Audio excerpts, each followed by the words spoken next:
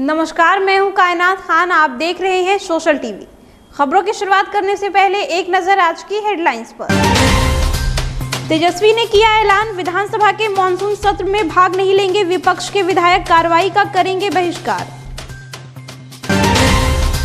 नाथनगर में भैंस चरा रहे किशोर की नदी में डूबने से मौत। 8वीं कक्षा का छात्र था दुर्गेश कुमार। कहारपुर में नहीं थम रहा कोसी का कहर, नदी में समा गए 2 दर्जन घर, प्रशासन की उपेक्षा, पीड़ितों में आक्रोश। और सुल्तानगंज में जलजमाव से परेशान नागरिकों ने घेरा वार्ड पार्षद का घर, सड़क जाम कर किया प्रदर्शन। अब खबरें विस्तार से। बिहार विधानमंडल के मॉनसून सत्र के दूसरे दिन समूचे विपक्ष ने विधानसभा की कार्रवाई का बहिष्कार कर दिया। नेता प्रतिपक्ष तेजस्वी यादव ने कहा कि सदन में जनप्रतिनिधियों को अपनी बात रखने का मौका नहीं दिया जा रहा है। लोकतांत्रिक तरीके से नहीं बल्कि तानाशाही रवैया के साथ सदन चलाया जा रहा है। ऐसे में हम लोगों ने सदन के बायकॉट करने का फैसला लिया है। उनका कहना है कि सरकार ने स्पीकर को ही हाईजैक कर लिया है। अधिकारियों का मन पूरी तरह से बढ़ा हुआ है। बिहार में अधिकारियों पर कोई कार्रवाई नहीं हो रही है। विधायक पिटाई मामले में कौन लोग गुनहगार हैं? अगर बहस होती तो मामला सामने आता, लेकिन सरकार ने बहस करने से इनकार कर दिया। उन्होंने कहा कि कुछ लोग विधानसभा को अपनी जागीर समझ रखे हैं। हालांकि विपक्ष परिषद की कार्रवाई में शामिल होता रहेगा। नाथनगर प्रखंड में बेलखोरिया पंचायत में भैंस चराने गए 13 वर्षीय किशोर दुर्गेश कुमार की मौत जतरा नदी में डूबने से हो गई। मृतक के पिता डब्लू यादव ने बताया कि रोज दिन की तरह छोटा लड़का दुर्गेश भैंस चराने के लिए बहियार निकला था। चरने के दौरान भैंस नदी में चली गई, जिसके पीछे दुर्गेश भी गहरे पानी में चला गया और डूबने से उसकी मौत हो गई। ग्रामीणों के सहयोग से बच्चे के शव को नदी से बाहर निकाला गया। दुर्गेश कुमार गांव के ही स्कूल में 8वीं कक्षा की पढ़ाई कर रहा था। घटना की सूचना पंचायत प्रतिनिधि मोहम्मद अनवर अंसारी ने अंचलाधिकारी स्मृति झा को दी। जांच करने पहुंचे अधिकारी ने बच्चे के नदी में डूबने से मौत की पुष्टि की है। सीओ ने बताया कि पीड़ित परिवार को आपदा विभाग की तरफ से 4 लाख का मुआवजा दिया जाएगा। बीरपुर प्रखंड की हरियो पंचायत का कहारपुर गांव में कोसी नदी का कटाव रुकने का नाम नहीं ले रहा है। अब तक गांव के लगभग 2 दर्जन एक कर घर नदी में समा चुके हैं। कटाव से कहारपुर गांव के अस्तित्व पर संकट के बादल मंडराने लगे हैं। मंगलवार की सुबह देखते देखते मनीष सिंह का घर कोसी के गर्भ में समा गया। भयभीत ग्रामीण मदद की गुहार लगा रहे हैं, लेकिन उनकी सुनने वाला कोई नहीं है। ग्रामीण सनातन सिंह, बिट्टू सिंह, शंकर यादव ने बताया कि इस बार कोसी के रौद्र रूप को देखकर लगता है कि गांव के अस्तित्व को खत्म करके ही छोड़ेगा। लोग अपने घर के सामानों को सुरक्षित जगहों पर पहुंचा रहे हैं।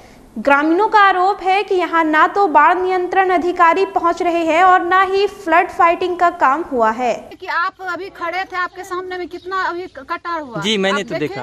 तो आप लोगों को बोलेंगे कि आप लोग खुद देख रहे हैं क्या स्थिति हम लोगों का, तो हम लोग क्या बोलेंगे। लेकिन न्यूज चैनल के माध्यम से आप सरकार को क्या कहना चाहेंगे? क्या कहना चाहते हैं, यही आए हम लोगों की सहायता करे। हम लोग जो है जो अमीर आदमी जिसको पैसा है वो बाहर जाएगा, कहीं भी कुछ कर सकते, लेकिन जो गरीब आदमी है यहाँ जिसको कि रोज मजदूरी करता है, खाता है, वो कहाँ जाएगा। जगह जमीन था वहाँ ये लोग लेट्रिन करता है, वो लोग लेट्रिन कहाँ जाए, लेट्रिन का भी सबको दिक्कत हो गया। अच्छा, कोई उपाय नहीं है, झाड़ा फिरे के कोई व्यवस्था नहीं है। कहाँ ले जेबे, कन्या जेबे, बकरी अपने बच्चा गिरो जो ऊपर करके घींचे ऊपर करने चारू की करके। सुल्तानगंज नगर परिषद के विभिन्न क्षेत्रों में जल जमाव की समस्या को लेकर ग्रामीणों का आक्रोश बढ़ता ही जा रहा है। मंगलवार को ग्रामीणों ने सड़क जाम कर वार्ड पार्षद के घर का घेराव कर विरोध प्रदर्शन किया।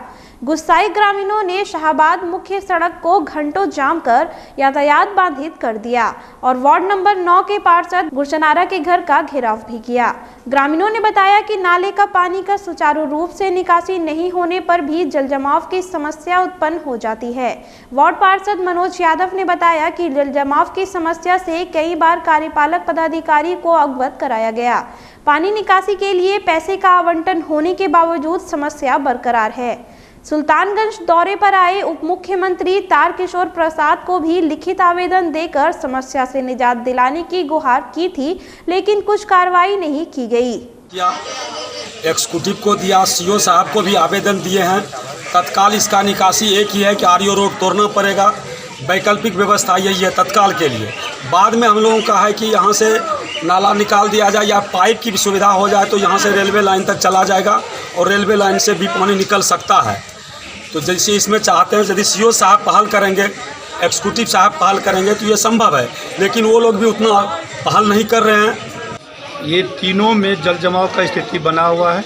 हम लोग ने कार्यपालक पदाधिकारी डिप्टी सीएम तक को डिमांड मांगे थे, फंड अवेलेबल नहीं है और नाला नहीं बनने के कारण आज सभी के घरों में पानी घुस गए हैं और रोड पर भी पानी चढ़ गए हैं। ना खाना बनाने में बनता है, ना घरों में रहने में बनता है।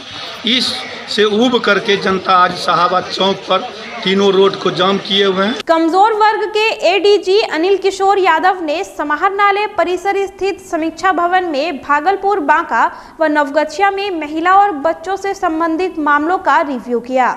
समीक्षा के दौरान एडीजी ने तीनों जिलों के पुलिस कप्तानों से अलीगंज एसिड अटैक, बागबाड़ी दुष्कर्म कांड, नाथनगर में नाबालिग की जबरन शादी और दुष्कर्म मामलों में मुआवजे की स्थिति, पीड़िता की काउंसलिंग और स्पीडी ट्रायल की पूरी जानकारी ली।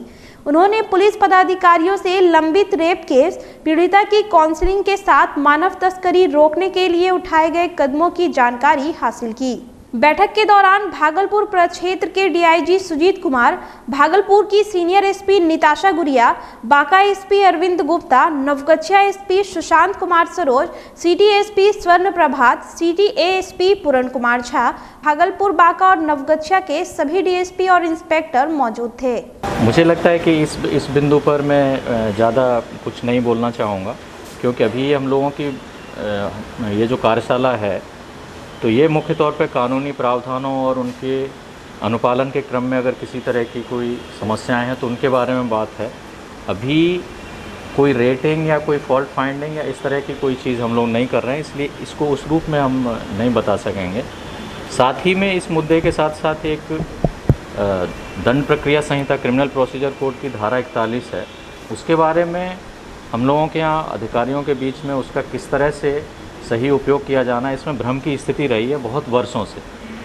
तो इस पर डीजीपी बिहार सर ने 28 मई 2021 को एक आदेश निर्गत किया था। उस स्थिति में सुधार के लिए एक स्टैंडर्ड ऑपरेटिंग प्रोसीजर बनाया गया था। तो उसके विषय पे अभी अधिकारियों को एक प्रशिक्षण की या डिस्कशन की या वर्कशॉप की ज़रूरत थी। तो उसके लिए डीजीपी सर ने मुझे निर्देशित किया कि जाकर ये चीज़ देखें। तो ये मुख्य फोकस अभी उधर था। और इसके अलावा साथ में SC/ST एट्रोसिटीज एक्ट के केसों का जो पुराने केसेस हैं उनकी समीक्षा भी की जाएगी। यही है। बहुत पुरानी एक कहावत है, कभी गलत मत करना, ऊपर वाला सब देख रहा है। लेकिन हमारे रिपोर्टर के कैमरे ने ऊपर से जो देखा वह स्मार्ट सिटी वालों के लिए चौंकाने वाला है। भागलपुर स्थित डॉक्टर राजेंद्र प्रसाद रोड पर पुलिस ने 2 पहिया वाहनों से वसूली के लिए बाकायदा कलेक्शन एजेंट रखा है। कोतवाली थाना क्षेत्र के मारवाड़ी पाठशाला के पास एक पंक्चर बनाने वाले की मदद से पुलिस अपनी खाकी का हनक दिखा रही है। तस्वीर में साफ देखा जा सकता है कि कोतवाली पुलिस कहने को तो वाहन चेकिंग अभियान चला रही है, लेकिन उसकी आड़ में चल रहा है वसूली का धंधा।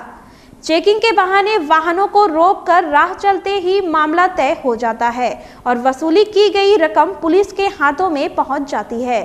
काश पुलिस की यह मुस्तैदी अपराधियों के खिलाफ होती तो शायद अपराध के ग्राफ में भी कुछ कमी आती।